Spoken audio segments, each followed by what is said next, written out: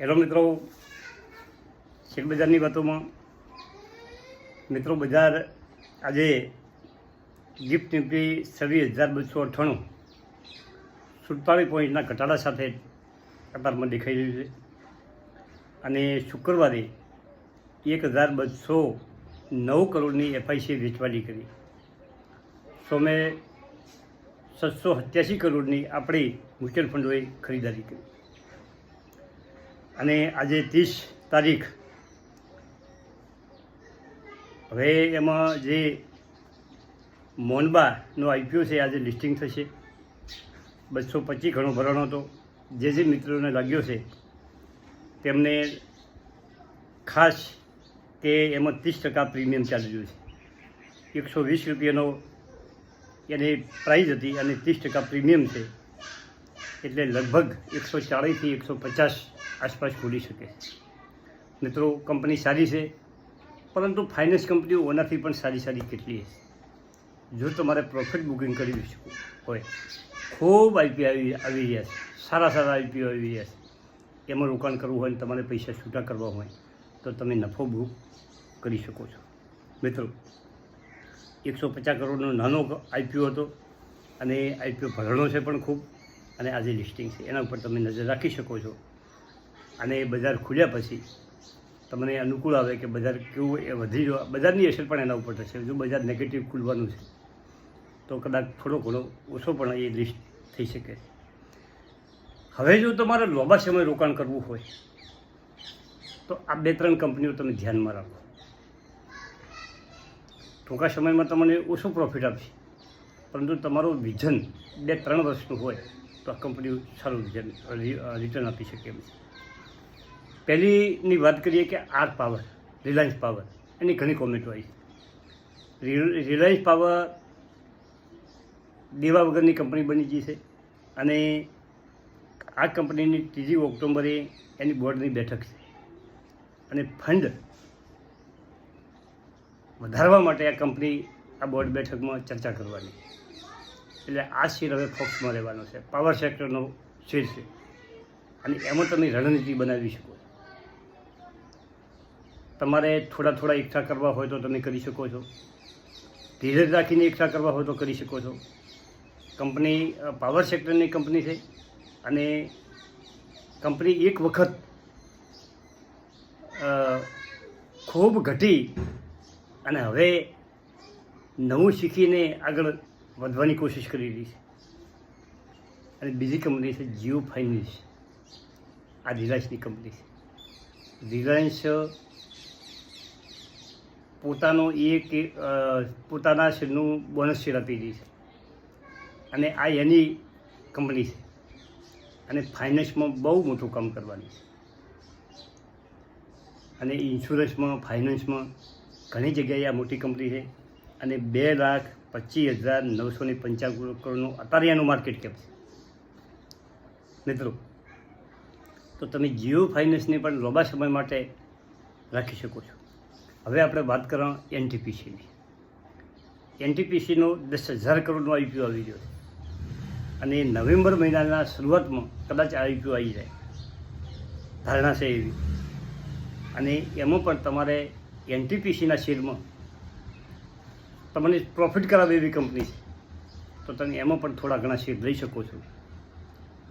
IPO ભરવા માટે તમારે શેર હોલ્ડર કોટામાં અરજી કરવા માટે તો ફક્ત એક શેર હશે તો પણ તમે અરજી કરી શકશો. એનટીપીસીનો તમારા પાસે એક શેર હશે તો તમે પણ અરજી કરી શકશો. પરંતુ એમાં રોકાણ કરવું હોય તો પણ એનટીપીસીની જોરદાર કંપની છે મિત્રો. અને એના પછી બીજો એક એચડીએફસી બેંકનો આઈપીઓ પણ આવી ગયો છે અને એચડીબી ફાઇનાન્સ નવી કંપની બનાવે છે અને આ પણ એની જે પેરેન્ટ કંપનીઓ છે ખૂબ ચાલી છે અને આ પણ આઈપીઓ તમે ભરી શકો છો અને એમાં પણ તમારે થોડા ઘણા શેર તમે લઈ શકો છો. મિત્રો, કાલે ખૂબ મિત્રોની કોમેન્ટ આવી. હવે મિત્રો, આ શેર બજારમાં સેબીના જે ડેટા આવ્યા અને જે ઇન્વેસ્ટરોએ ખૂબ નુકસાન કર્યું, પરંતુ જે લોકો એફએનો આવી જે જુગારને રવાડે ચડેલા છે ને એ લોકો ખૂબ નુકસાન કરે છે. એનાથી આપણે શું શીખ લેવાની? બજારમાં આપણે શીખ શું લેવાની? બજારમાં એક જ શીખ લેવાની છે કે તમારા પાસે તમારે બચતના પૈસા તમારે ખાસ નજીકના ભવિષ્યમાં જરૂર ના હોય એટલા પૈસા તમે શેર બજારમાં રોકો અને સારી કંપનીમાં રોકાણ કરો. 8-10 કંપનીઓમાં રોકાણ કરો જેથી તમને લોસ ના થાય. મિત્રો, એક જ કંપનીમાં તમે રોકાણ કરો. ધારો કે મારા ઘણા મિત્રોએ કીધું કે ભાઈ અમે એઓના 1000 શેર લીધા છે, કોઈ કે અમે 500 શેર લીધા છે. પરંતુ મારું શું કહેવું છે કે તમે ધીમે ધીમે રોકાણ કરો અને 4-5 વધારે કંપનીઓ ના કરો તો 4-5 કંપનીઓમાં રોકાણ કરો જેથી તમને લોસ થવાનો સંભવ ઓછો. આપણે એક પણ રૂપિયાનો શેર બજારમાં લોસ કરવો નથી. બહુ સાવચેત રહીને કામ કરવું. મિત્રો, એટલે ખાસ એવી સ્ટ્રેટેજી બનાવો જેથી આપણે સારું પ્રોફિટ શેર બજારમાંથી કમાઈ શકીએ. તમારો પોર્ટફોલિયો ભલે સાવ નાનો હોય. હું મારા પોર્ટફોલિયોની વાત કરી હતી કે મેં મારા 2 છોકરાના જે પોર્ટફોલિયો બનાવ્યા એમને 40 શેર લેવડાયા. આપણે નાનો બનાવવો હોય તો કોઈના 10 લઈએ, કોઈના 20 લઈએ, કોઈના 50 લઈએ. એ રીતે આપણે લેવાનું અને તોય સરસ પ્રોફિટ અત્યારે દેખાઈ રહ્યું. પોર્ટફોલિયોની 3 મેં એક વિડીયો પણ બનાવ્યો હતો. પોર્ટફોલિયોની 3 વર્ષ ત્યાં છે પણ એ મોટાભાગની કંપનીઓ 3 ઘણા 4 ઘણા પૈસા કર્યા જાય.